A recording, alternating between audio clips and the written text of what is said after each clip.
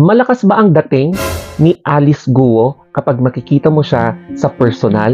Kasi kung ganito yung magiging reaction ng mga katabi niya, it means meron siyang invisible magnetic aura na napaka-irresistible. Kaya no wonder ganito ang mga reaction ng mga lalaki na nakapaligid sa kanya habang pinagmamasdan ang kanyang face.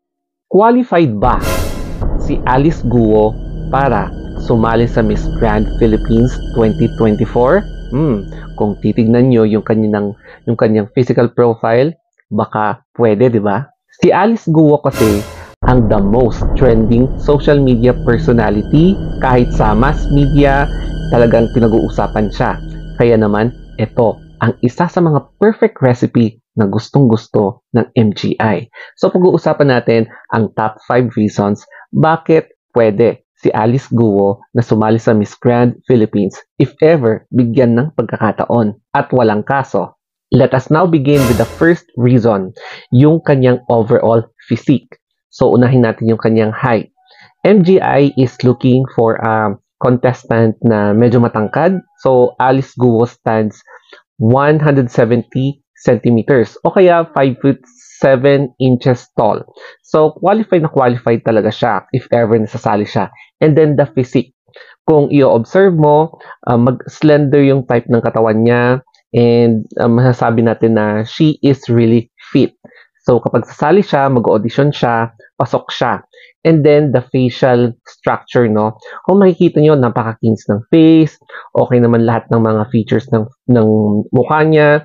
And yes, kapag sasali siya and huhulmain mo lang sa tamang hair and makeup, pasok na pasok siya sa panlasa ng Miss Grand International or Miss Grand Philippines. Number 2, Alice Guo is the flavor of the month. Ito ang pinakagustong-gusto ng MGI. It's because attention can drive market.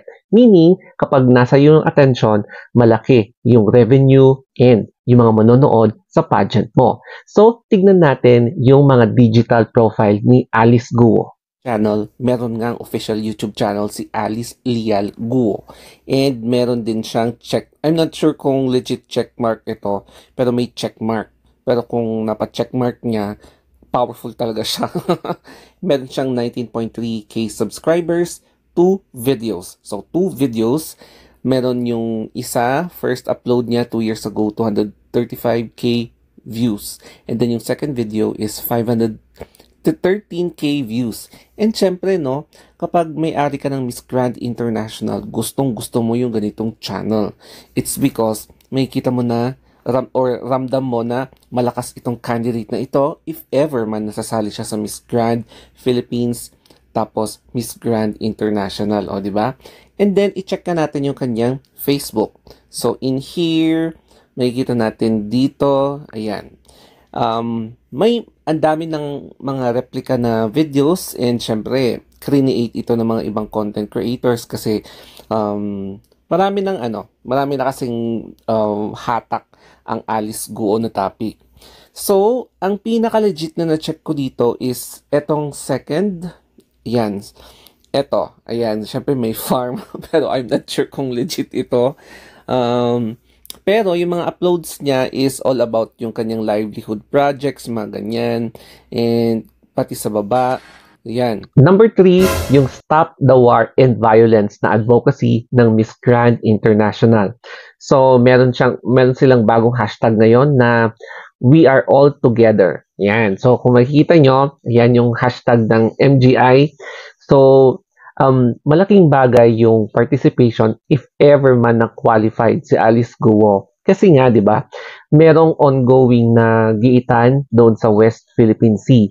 So, pwedeng i-interject ng MGI yung kanilang advocacy para naman ipakita sa buong mundo na seryoso sila sa campaign nila for stopping the war and violence not only here in Asia but all over the world.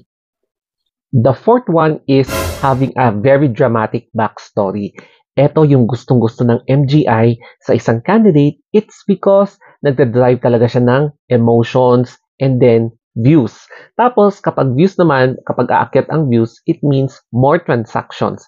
Kaya naman, bilang isang public servant, Alice Guo can truly share kung ano man yung ginagawa niya as a mayor, tapos sinishare niya sa mga constituents niya, and then yung mga nire-record niya na livelihood projects, ongoing livelihood na programs niya, pwede niyang i-share sa MGI, especially if ever man na wala siyang kaso and kapag qualified talaga siya na sumali sa MGI. So, ito yung perfect recipe talaga na hinahanap ng MGI. It's because it can really benefit both parties. Yung para kay Alice Cuo na magkakaroon pa ng pansin sa mga constituents, and for the MGI na it will truly benefit yung attention, the grandiosity, tapos the sympathy, yung mga support, lahat ng kailangan ng MGI to uplift their image both in social media, mass media, and sa kanilang country.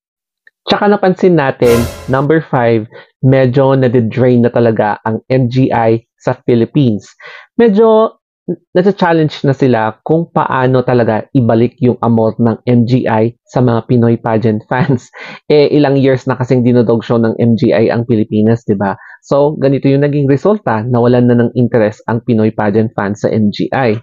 That's why, medyo naghahanap talaga sila ng way para maibalik yung dating interest ng Pinoy pageant fans. So, biruin nyo, ang isang example dito is move yung kanilang mga screening. So dati 'di ba may mga tentative date pero hindi natuloy. It's because di ko alam baka konti lang yung nagpakita o kaya konti lang yung fans, konti lang yung sumuporta, mga ganyan. So yes, you can correct me if I'm wrong pero medyo nasa-challenge ang MGI sa Philippine market. And ang isa sa mga solution dyan is to siguro kumuha ng isang candidate na malakas talaga ang presensya to drive attention para maibalik siguro yung popularity ng pageant dito sa Pilipinas. So, yan yung tentative date, September 18, yung nakasulat dyan. Tapos yung coronation night is September 29. And I am not sure kung matutuloy ba yan or baka ma-delay ulit. So, tingnan na lang natin sa September 18 yung press presentation. So, parang wala ng screening, no? Press presentation na agad. So, isabak na agad kung sino ang pwedeng isabak. Unfortunately, even though nasa kanya yung qualities, physical qualities to become a future pageant contestant, hindi siya pwedeng sumali sa Miss Grand Philippines. Why? Kasi marami po siyang hinaharap na kaso and undergoing yung Senate hearing or yung investigation sa kanya dahil nga sa mga variety of factors such as number 1, yung kanyang citizenship, number 2, yung kanyang identity, number 3, yung kanyang pagkapanalo bilang isang public servant, ang dami. Tapos yung pagpunta pa niya sa Indonesia without proper kineme, mga ganyan. So ang daming kasong hinaharap ni Alice Guo despite na meron siyang invisible magnetic aura na pwede ka talaga niyang gayumahin. O di ba? Mga ganyan na eksena. So wala tayong makikitang Alice Guo na sasali sa Miss Grand Philippines. And maghahanap talaga, no choice ang Miss Grand Philippines ng candidate talaga na pwedeng magpabango ng brand dito sa Pilipinas at maibalik ang amor ng MGI sa Philippine market. It's because, di ba, alam naman siguro natin in history, palaging nadodog show ang Pilipinas. That's why ganito ang naging nangyari. So the result, it is a challenge for the MGI brand na ibalik ang attention ng Philippine market sa pageant na yan. Kung ako talaga yung tatanungin nyo, the best candidate to represent the Philippines sa Miss Grand International is Herlyn Budol pa rin. Kasi lahat ng recipe nasa kanya. She is a public personality. She is an entertainment personality. Artista na siya. Social media personality. Marami siyang supporters. And lahat ng attention, pwede niyang maibigay sa Miss Grand International. And who knows, no? Kahit na kina-question ang Q&A niya, hindi naman masyado pinaprioritize ng MGI yung Q&A, di ba? Aminin nyo yan. So, I hope na kung hindi man si Herlyn Budol, I should say, yung katulad niya siguro na malakas ang social media presence and syempre, rampadora. So, yan lang naman yung isa sa mga criterias na tinitignan ng MGI para mapabango yung kanilang brand. Okay, so if you want more na ganitong discussion, just follow me sa ating Instagram account, The Story of Anthony, and syempre sa YT, FB, TikTok, Twitter, and sa Threads. Okay, so thank you and have a nice day.